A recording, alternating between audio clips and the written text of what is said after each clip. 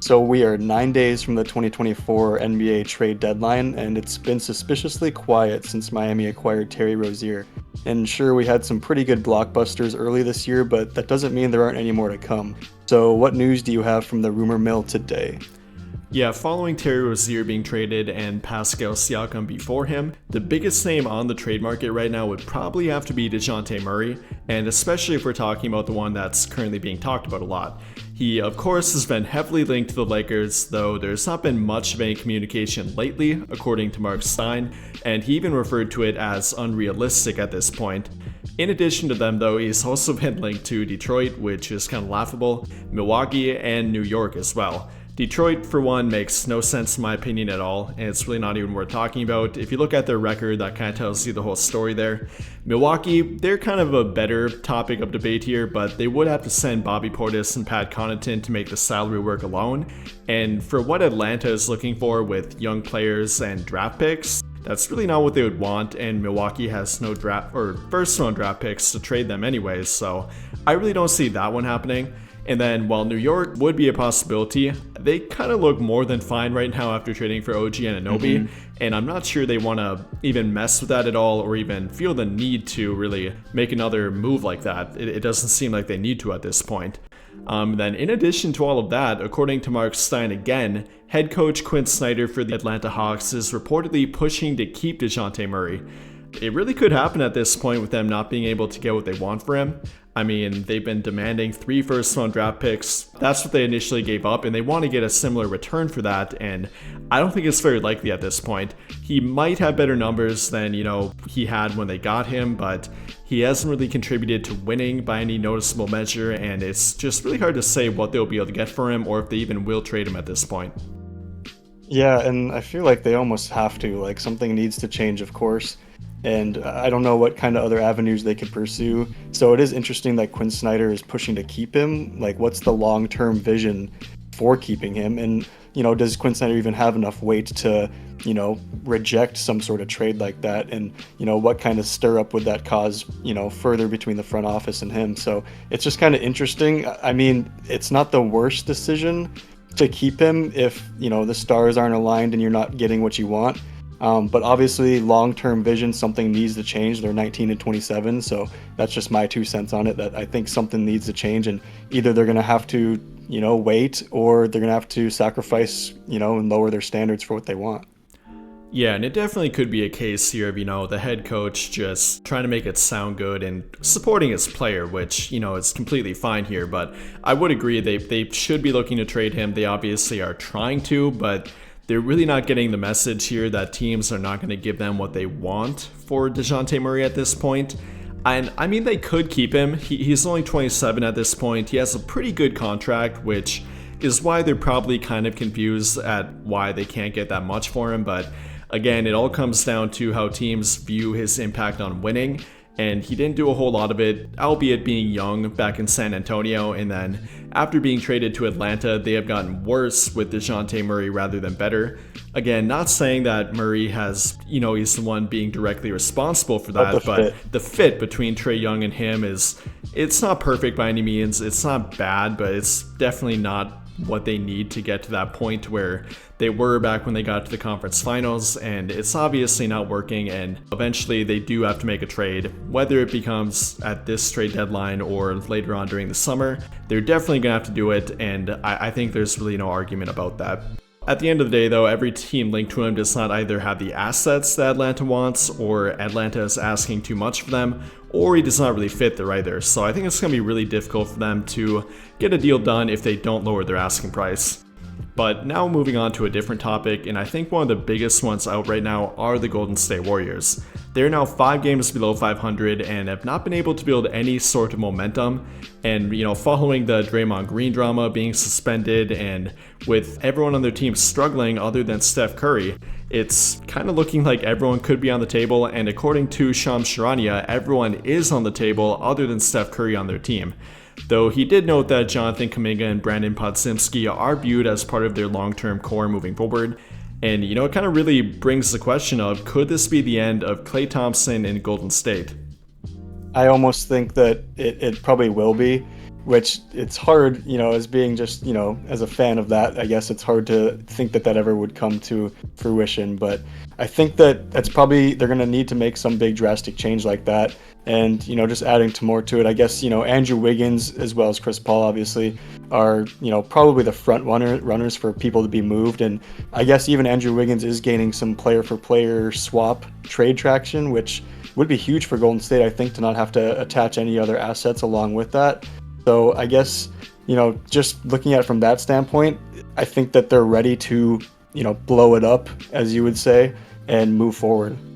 Yeah, I've kind of gone back and forth on that. I feel like they're not entirely against it, but I do think that they would prefer to keep Klay on their team. The problem is obviously the reported disconnect between them. I mean, it really seems like Klay Thompson thinks he's a lot better than he is at this point. Yeah. I mean, I feel bad for him. Tore his Achilles, tore his ACL too, and he's still around a fourth option offensively and still shooting pretty well from three, but he's just so sporadic at this point. You never know if you're going to get a 1 for 10 game from him or a 6 for 10 from three game from him at this point. It's hard to rely on him, and right now they're kind of having to rely on him as like a third option, even second option at times, with how bad Wiggins is struggling, and they're not fully committing to Jonathan Kuminga at this point, Chris Paul being hurt, Draymond Green not being there.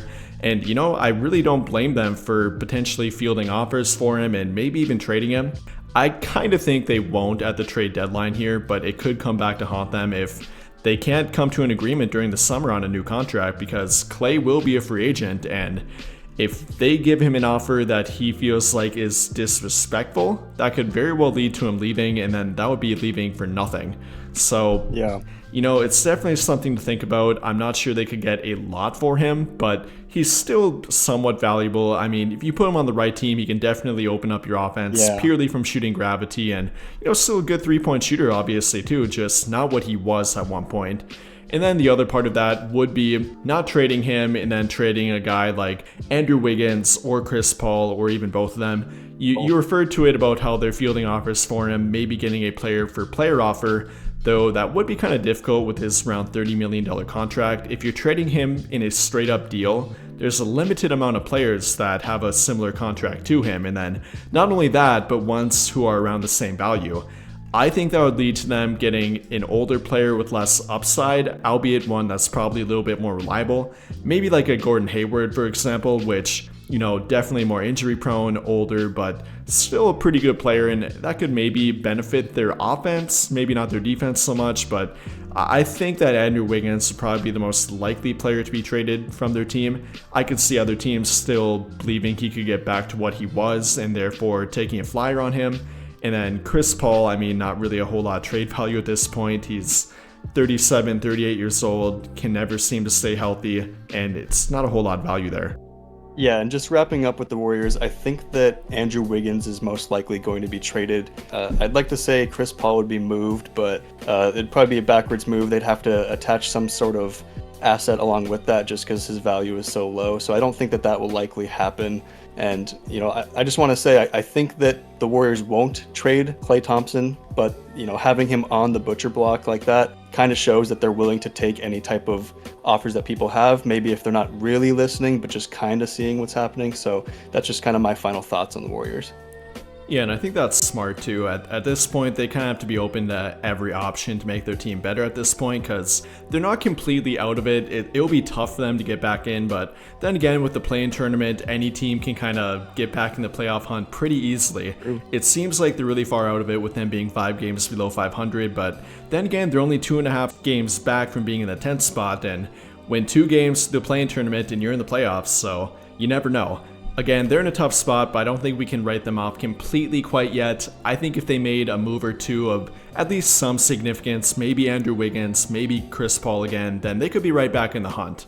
But moving on, we'll finish up here by talking about Miles Bridges, a surprisingly hot name in the trade market right now, and there are a bunch of teams that are reportedly interested in him for better or worse. The Phoenix Suns being one of them, they are reportedly confident they could get him. And then the Mavericks are another one, currently having the highest betting odds of trading for him. And Vegas tends to know stuff before we do, so that could definitely be a team to keep an eye on. And then, of course, the Lakers have been linked to him as well. Though there have been a couple reports that have noted that it does not appear to be particularly likely because they are not sure they could be able to retain him in free agency. And that's another part to keep in mind here. He will be a free agent, so if he keeps playing well, you'll theoretically have to pay him a pretty sizable contract, keep him around even with the legal trouble, because he's definitely putting up good numbers and it'll take more than the minimum to retain him. But how do you feel about all the reports that we've heard about him up until this point? Yeah, I think it's extremely interesting. Charlotte definitely has some decisions to make moving forward here. I think that, he's averaging 21, roughly 21, 7, and 3 right now, so playing at a pretty high level. And I think that, you want to try and get some value for him, especially with all the baggage that he has. I really like the fit for the Suns, honestly. I know that they were kind of looking for an athletic slasher kind of player for a little while here. I think that adding him would help their dynamic, even though they have been playing pretty well as of late. I think they're on a 7-game win streak or something like that. But, I think that would be a really good fit. The Mavs fit will be interesting. I think that he would definitely help them pick up their pace, keep the speed up with how they play. But I think that it'll be, I guess, down to, moving forward, like you say, talking with Miles about how he feels about what's going to happen this summer.